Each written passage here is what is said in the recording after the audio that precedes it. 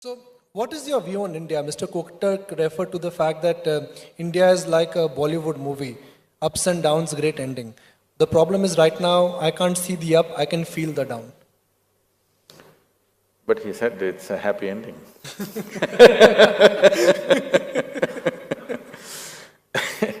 End is long, and end could be painful, and end could come after interval. See, India is a tremendous pool of talent. I must say this, I'm not saying this with any nationalistic fervor. I personally don't identify with any kind of political nationalism.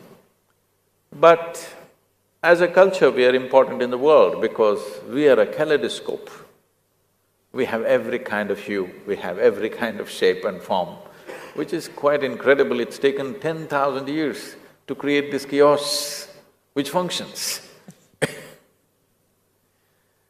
Most people who are not used to India, they just can't figure how the hell this is functioning. But we know it'll work because here in this country, at least everybody thinks he's a genius. There is no ordinary person, everybody is an expert, not about the job that he is doing, about everything else. If you go and sit in the local tea shop, he will be advising, making commentary about how Tendulkar did not know a particular shot and how he should have done that, how he should have played that particular match and how he missed it. And he will be talking about how the Prime Minister should do this, this and this. He knows everything in the universe, but he does not know how to make good tea. He runs a tea shop, but he doesn't know how to make good tea, but he knows everything else in the universe. This looks like a big problem. At the same time, there is a phenomenal enterprise in this mind. He wants to venture into everything, at least mentally. You go to United States, the guy who is doing that work, he is doing that work reasonably well. He knows nothing else and he doesn't want to know anything else. He just wants to do that and nothing else but that. So this is a different kind of nation. This is something that one has to understand. This is a tremendous potential. It's a potential without limits. But one area where we have seriously failed in this country is, we have been very deficient in leadership. I think that is a hangover from colonial days, where the entire society was structured in such a way that no leader should arise. Our education systems were designed in such a way that leadership should not evolve out of that. The entire system was designed to produce employees, not to produce leaders. So we are still suffering from that because we did not revolutionize our education system so that we can produce leaders. So it is a fabulous pool of talent, but without the necessary leadership which can bring that movement. We're beginning to see that kind of leadership little bit happening, but still it needs traction down the line. In India, if a good leader comes up, people will worship that leader. A leader does not need worship. A leader needs traction down the line. He needs many layers of leadership who will be capable of implementing or executing the vision or the direction in which he wants to take a certain situation, whether it's business or the nation. We have lacked that because we have been an occupied nation for a little too long. So always we don't want to confront problems because in an occupied nation, if you see a problem, avoid it and go home. That's been our attitude for a long time. Leadership means you have to seek out problems where they are. Before they come, you want to confront them. Before they take birth, you want to fix them. So that is generally missing in the larger population, but this generation is looking at it differently because today almost everything that's run in this country are run by people who are born in free India, that they don't have this hangover of being afraid of confronting problems. But the hangover is still there, not everybody is free from that. We have to get the youth out of this. This generation has to really make an effort to come out of it. If we produce significant leaders, we will be one of the most significant nations on the planet, but in a very different way than any other nation has ever been. So we are sitting on this threshold right now. We can move this 600 and odd million people from one level of living to another in the next 10 to 15 years if we do the right things. Never before in the history of humanity has it ever happened that without force, without violence, this many people have been moved from one level of living to another. Never before such a thing has occurred. We are sitting on such a possibility. All of you, if you conduct your businesses sensibly, that's where we will go.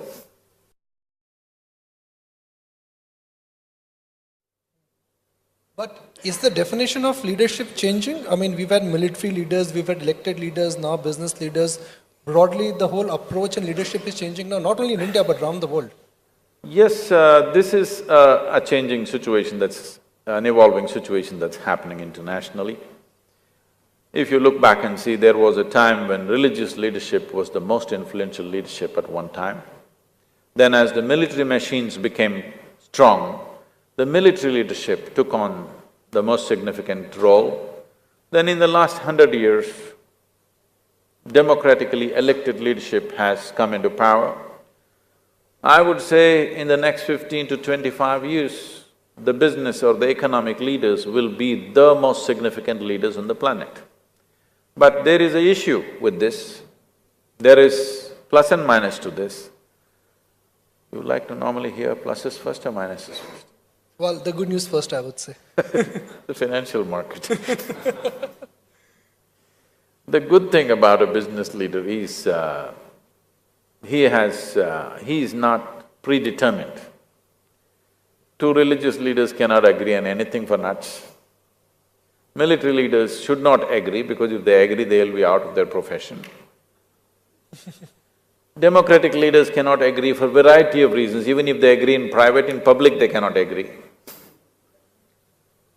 But a business leader is willing to make the deal with anybody if the deal is good. He is willing to deal with the devil if the deal is good. Or in other words, he is looking at life far more pragmatically than any other leadership in the past. But the problem is, he's got an albatross around his neck. That is, people see a business leader as self-centered. It's all about himself. He's trying to fulfill his personal ambition. He has no larger vision. This is a transition that business leadership needs to make from personal ambition to a larger vision, because businesses have grown to a size where many businesses are larger than many nations. Once this has happened and people are employing, hundreds of thousands of people, when such a thing is happening, it is important that business leadership moves from personal ambition to larger vision, that they must show that they're here to make a difference. This does not mean you don't make money, because the success of a nation is no more determined by the success of its military or its politics, but by the success of its businesses.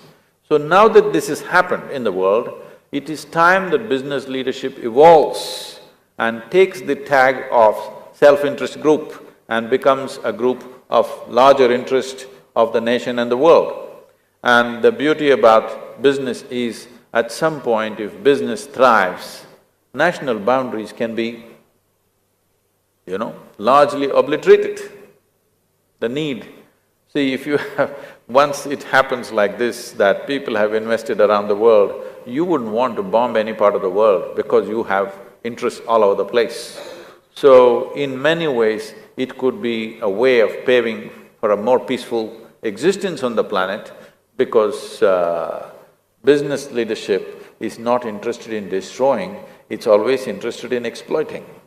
And exploitation may not be a good thing by itself, but this exploitation has to transform itself into really making a difference, because it makes a difference anyway.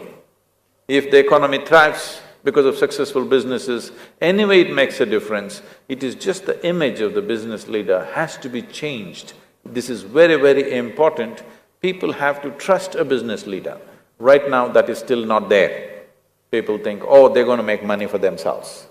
This has to change. A larger population needs to understand the success of the businesses in the country are good for them. This has to be communicated properly. Is that one of the reasons why Indians traditionally have invested in gold? They've always invested in property. I mean, we can claim the kind of entrepreneurs and business leaders we have, but somehow if I look at the average Indian, we don't back the enterprise here. You are living in Mumbai and you were talking about financial instruments and all this, but I want you to understand at least 80% of Indians don't know a thing about these things, really, including myself. They don't know a thing about these things. So, they don't want to put their money anywhere else. They want to put money into something that will be under their control, and you can't blame them for that. So, educating people that financial instruments are real things. They're not some con job that is being done, they're real things. But con jobs have happened in the past, so there is fear. And the little money, the little savings that they have, they don't want to entrust it to somebody else. They would… even if it doesn't grow, they want to keep it as a lump of gold or a piece of land because they know they can keep it, they can live with it and they can pass it on to their children. So this is an evolving situation. Till this generation in India, people have earned money mainly to pass it on to their children. Nobody thought they're going to blow it up. The richest people in this country always lived extremely simple lives, and the only intention was to pass it on. But now this generation is changing, they want to make money because they want to blow it up. They want to do things for themselves. So this is a new trend. Once this happens, now investing in financial instruments, investing in other areas apart from gold and land will become more commonplace. But you need to understand still 60–70% of people have no clue what this is.